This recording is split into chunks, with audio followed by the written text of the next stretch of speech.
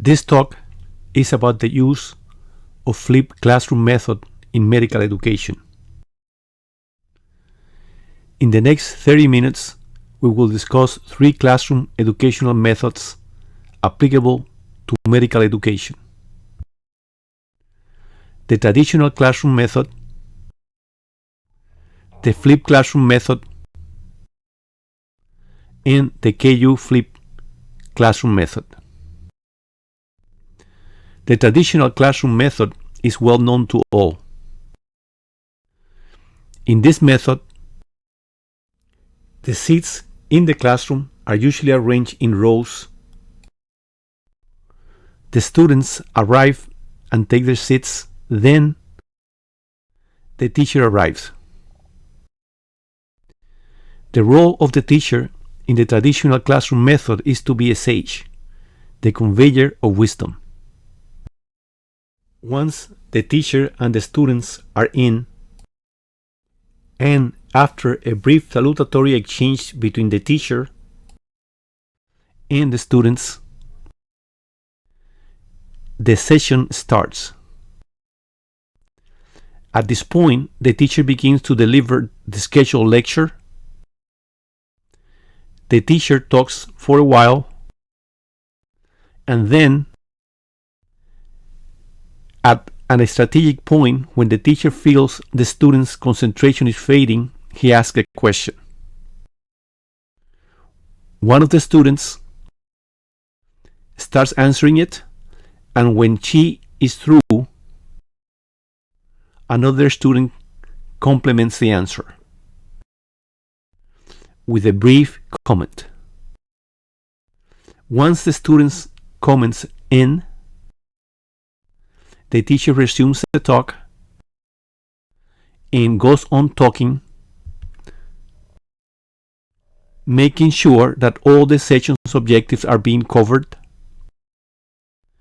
After a while, the teacher asks another question. Hopefully, another student answers it. And after he finishes answering it, the teacher starts talking again, this time in a little bit of a hurry to make sure that all the session's objectives are met before the session ends. And so the teacher goes on talking until it's time to finish the session. At the end of the session, the homework is announced. The students are reminded that it is due the next day,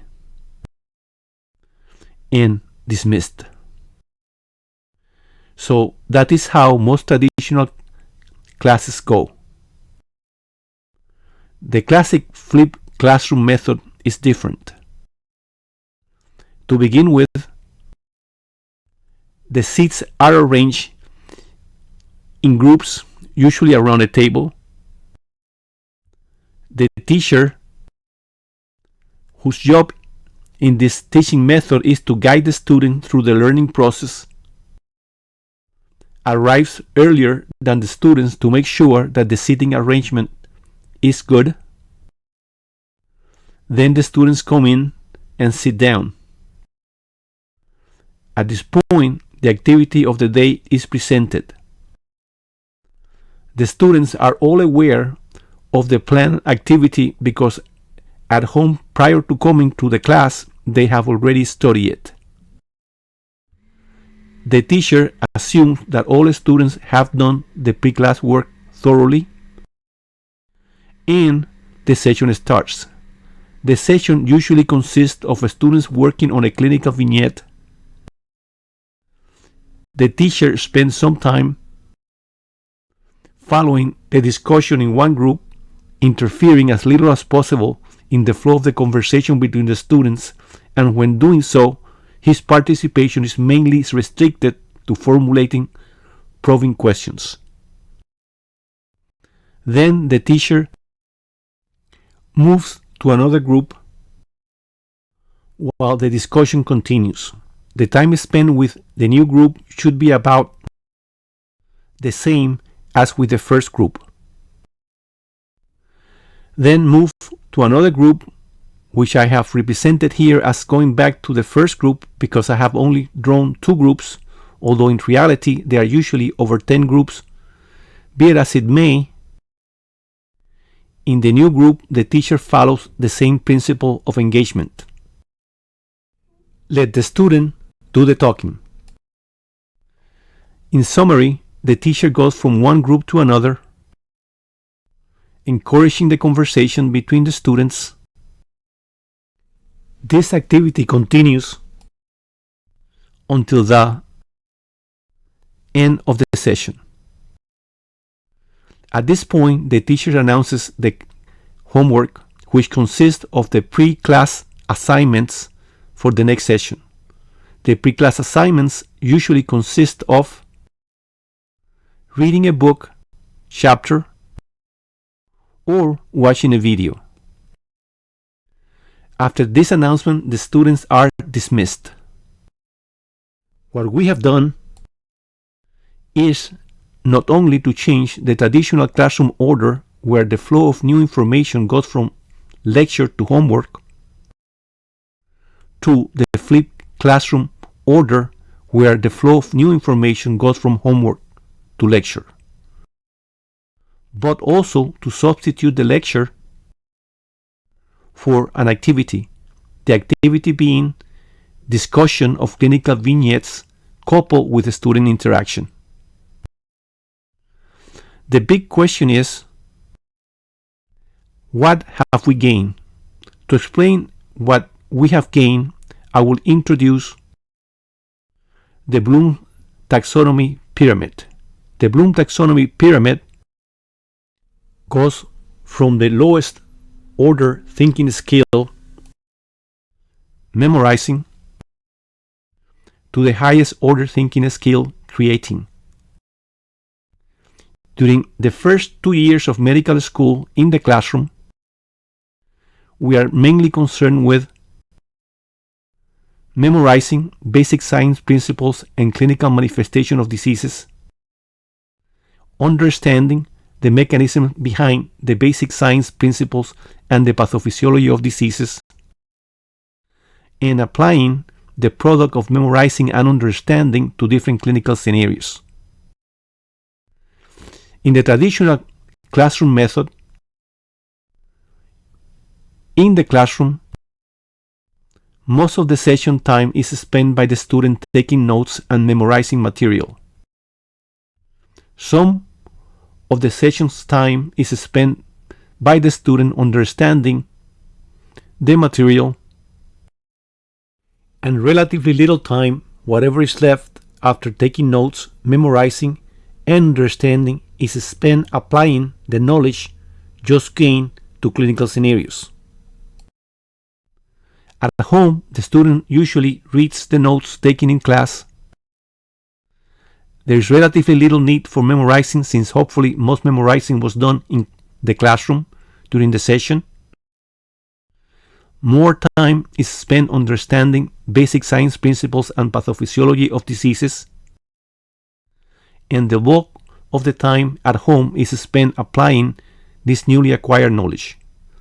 The application of this knowledge usually takes the form of the student looking for and answering clinical vignettes questions found in books or in the internet. In the flipped classroom method, at home, the student does lots of memorizing, spends some time understanding the topic, and very little time applying the knowledge to solving case scenarios. Then, when the student goes to class, the time spent in each activity is reversed. Little time should be spent memorizing because it has already been done at home. Issues not understood after studying them at home are addressed in the classroom, and most of the session time is spent on application, that is, going through case scenarios. But the question remains, what have the student gained? We can address the issue of gains by analyzing each of the thinking processes we mentioned when referring to the Bloom's taxonomy separately. In the process of memorizing, there is no gain. The process is just shifted from one location to the other, assuming the pre-class assignments are well planned and timely delivered. On the other hand, in understanding, there are gains, and in application, there are also gains. It is easy to see the gains in the area of understanding and application by using side-by-side comparison between traditional and flipped classroom methodologies. In the traditional classroom methodology, most of the understanding and application of knowledge occurs at home, where the main resources of information is the internet. Thus, looking for an answer to a specific question may take a while. Let's say that the search for an answer to a difficult question takes about 15 minutes, whereas in the flipped classroom method, most issues regarding understanding and application of knowledge will take place in the classroom,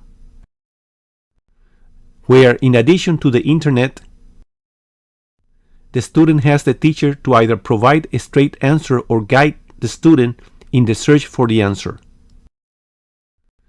Either way, the teacher interaction reduces the time spent finding answers, allowing a more efficient use of the student time. Another benefit of the flipped classroom method is group discussion. Group discussion facilitates understanding by promoting the analysis of issues from different points of view that result from the students' interaction with each other. Are there problems with flipped classroom method? Yes, there are problems. In my experience teaching in the United States and in the United Arab Emirates, about 20% of the students in the United States and about 30% of the students in the United Arab Emirates hate the flipped classroom method. The reason varies, but from my conversation with the students months after my teaching sessions have ended, once the dust is settled and the grades are in, the root of the issue is that the students are unable or unwilling to prepare for class, and the teacher assumption that the student has done enough pre-class workup to understand the material is incorrect. In addition to the students being unprepared, another reason students do not like the flipped classroom method is that some students are distracted during the sessions. And while the teacher assumes the students are thinking and talking about the topic at hand, their mind and often their tongues are wandering in other directions, often driven by the interaction with the other students. These issues, the lack of preparation and engagement of a significant number of students, need correction. In the next few frames, I will tell you what I have learned about correcting these issues from reading other teachers' experiences and from my own experience, which, as you will see, are not always in agreement. In this frame, you can see segments of a paper titled "The Flipped Classroom in Medical Education, a New Standard of Teaching," written by Jessica Phillips and Franz Weinsbauer. This article was published in Trends in Anesthesia and Critical Care in 2022. This article summarizes most of what I have previously read in different publications on the subject of improving the flipped classroom experience. In this paper, you find a table which I have included here by the title "Flipped Classroom Best Practices," where a bunch of best practices are listed. I will address each of them in the next few minutes, but I will start by telling you that more than best practices, I like to think of them as well-intended advice, because from using them in the past, I have found some of the recommendations very useful, but others not so. One of these recommendations is to give a pep talk at the beginning of the course to improve student engagement and compliance. I have tried this with variable success, but I still recommend it, especially if during the pep talk the teacher includes an explanation of the flipped classroom method mechanics and its benefit. One of the reasons for recording this video is for the students to view it before the beginning of my course, so they have an understanding of what the flipped classroom method is and its aims. Another well-intended advice is to create or use short videos of less than 6 minutes in length. I find this recommendation not practical, because you would have to prepare too many videos to cover each session objectives, and I do not see the benefit of having to restart a new video every 6 minutes. I like to use 50 to 60 minutes videos and to give the student the option to stop the video at any time they wish. The videos I use have embedded questions that allow the student to take breaks between the questions. I structure the video so the information needed to answer each embedded question is provided in less than 6 minutes. Another well-intended advice is to keep home study material per class unit to 20 minutes. I do not think that 20 minutes of home study is enough to cover the curriculum of a course as intricate as neuroscience. I think the duration of home study period for a 55-minute flipped classroom session should be about 90 minutes. Another well-intended advice is to use metrics to assess student learning. I think using metric to assess student learning is good, but then what? The important thing is not only to use metric to assess students' learning, but to use metrics to improve student learning. My recommendation is to use these metrics as the basis of a carrot and a stick approach to improve student learning.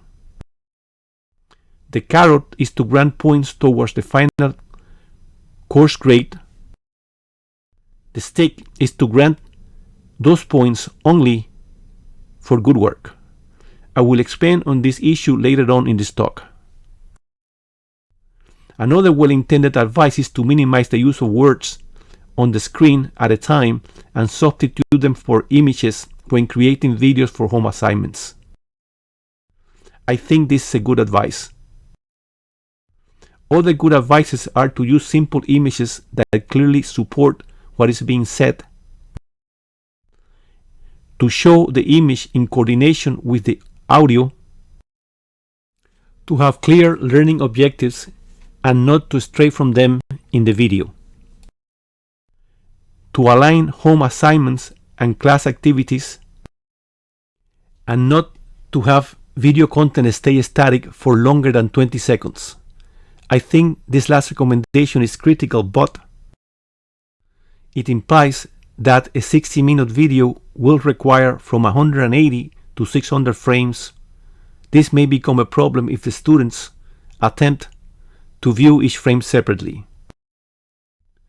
So I have talked to you about flipped classroom in general. I will now tell you about the KU flipped classroom method. To build it, I have put together what I have learned from others, years of teaching medicine in the United States, and 3 years of running a course of neurological science and spatial senses at Khalifa University in the UAE. I will first give you an overview of the KU flipped classroom method and then jump to a more detailed explanation. I divide each flipped classroom session in 4 periods. That although in this illustration you get the impression that each of the periods lasts the same time, the duration of each period depends on the time it takes all students to finish the scheduled activity for the given period. The first period starts with a quiz. The quiz consists of 10 multiple choice questions. The questions are based on the pre-class video assignment for that session. This quiz is aimed to gauge what the students learned from viewing the video at home. This activity is rewarded by granting the students after its submission points, but only if 50% of the questions are correctly answered. The second period consists of presenting the students with the same 10 multiple choice question quiz, but with 1 or 2 added paragraphs containing clues that would lead them to the correct answer. This activity is conducted in group, but submission is individual. This activity is rewarded by granting the students after submission points if and only if 80% of the questions are correctly answered. The third period consists of an oral discussion of all questions not answered correctly by all students and answering any questions the students may have on the subject. And the fourth period consists of an oral review of USMLE Step 1 questions related to the topic covered during the session. I will now proceed with a more detailed discussion of the KU Flipped Classroom method. The KU Flipped Classroom method starts with the same seating arrangement as in the traditional classroom. The teacher arrives, then the students. Once in, the students are instructed to individually answer a 10-question quiz based on the pre-class assignment. This quiz is given via internet. It can be viewed and completed using mobile, tablet, or laptop devices. I will show you an example of the type of questions used in this quiz to give you an idea of the format used. This is a question from the CNS tumors quiz. The questions are numbered. This is question number 1 with 4 possible answers. This is question number 2 with 6 possible answers. As we have previously mentioned, this quiz consists of 10 questions. The correct answer is selected and programmed in Microsoft Forms, but it cannot be viewed by the students. The students must answer and submit the answers within 15 minutes. They are instructed not to use resources such as notes or internet, abstain from conversation, and once completed, make a copy of the document and then submit. Usually, by about 10 minutes, all submissions are in. Immediately after the last student submits, the teacher tracking the responses in a laptop can see a report of the student's performance. This is a view of the first question of the CNS tumors quiz I showed you before, but this time with the information about the student's performance included. As you can see, the number of students that answered the question correctly was less than half, and the number of students that answered the question incorrectly and their choices are also reported. 8 students chose abscesses, 6 students answered metastasis, and 4 students iridatic cyst. As you recall, question 2 in the same quiz had more options. So the data is represented in a bar chart, but the information is the same. With the viewing of the answers by the teacher, the first period ends. It is important to stress that at this point the students are unaware of the correct answers. We now move on the second period. This period starts immediately after the last student submission.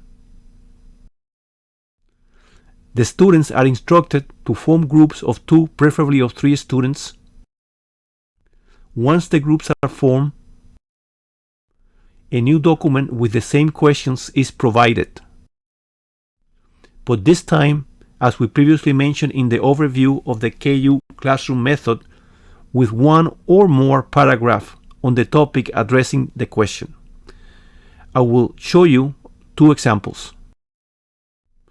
This is the same first question of the CNS tumors quiz I introduced before, but this time, in addition to the question itself, you can see a paragraph with some clues leading to the correct answer. And down here, you can see the 4 possible answers. This is the second question of the CNS tumor quiz, with a question, a paragraph discussing the possible answers, and 6 choices. The students are granted up to 25 minutes for this activity. The students, in addition to reading the paragraph provided in the document, may use resources, discuss with peers, and interact with teacher. The role of the teacher during this period is to guide the students. During this period, the teacher should encourage and guide discussion by moving from one group to another group, as we mentioned when we talked about the regular flipped classroom method. It is worth emphasizing that the teacher should be careful not to divulge the correct answer. The period usually lasts for about 15 to 20 minutes. At completion, the student is requested to make a copy of their answers and to submit them. Once the teacher knows that all submissions are in by matching the number of respondents with the students present, a report will be generated reflecting the students' responses, much as the prior report generated after the first period. I will show you an example. As you can see here, this report shows the number of students that responded the question correctly, in this case 36, and the 1 student that did not. This is visually represented in a pie chart in this case, and in question number 2, the information is presented in a bar chart because there were more than 4 options, as you can see here. 35 of the students answered the question correctly, and 2 students chose incorrect answers. With the generation of this report, the second period ends, and the third period starts. The third period begins with the distribution of the 2 documents with the class information previously viewed only by the teacher at the end of the first and second periods to the students. So each student can see the class performance and compare it with their own, review the difference of their own responses between the first and the second submissions, which they have previously copied, and tabulate their own performance. The question to be discussed during the third period is based on the students' answers given in the second period quiz. As you recall, in the CNS tumors quiz second submission of the first question, one student answered incorrectly. This question is therefore discussed because one of the students did not get the correct answer. On the other hand, in a situation when all students answered the question correctly, as you can see in this frame, the topic of the question is not further discussed unless a student has specific questions. And so the third period ends and the fourth period begins. The duration of the fourth period is most variable because it starts when all the quiz question issues have been addressed, but it has to end 5 minutes before the hour. I use the fourth period to go over what I refer to as QOD or question of the day. I have created these questions from high-yield general principles from all USMLE Step 1 questions and from questions raised by students from previous courses. I will show you an example. This is a typical question. The students are asked to choose one. Usually, one of the daring students will venture an answer. Let's say B. Clicking on the letter B, since it is not the correct answer, will change the screen to a new screen indicating to try again. A click will send the screen back to the question. Once the letter A is chosen, a new screen opens indicating the student has chosen the correct answer. The screen also has a few comments on the topic, which are complemented by the teacher's oral comments. Afterwards, a click will send you to a thank you screen, and if the time allows it, you can go to the next question and so on for the remaining of the session.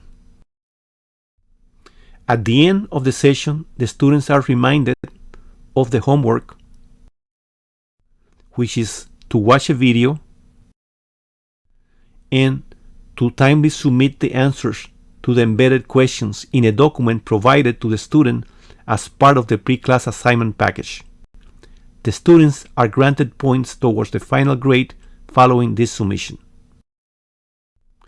Since the videos are recorded using a question and answer format, and every question after a brief explanation is reintroduced with the correct answer, the points from this exercise are granted for participation. And with this piece of good news, the session and this video ends. Thank you very much for your attention.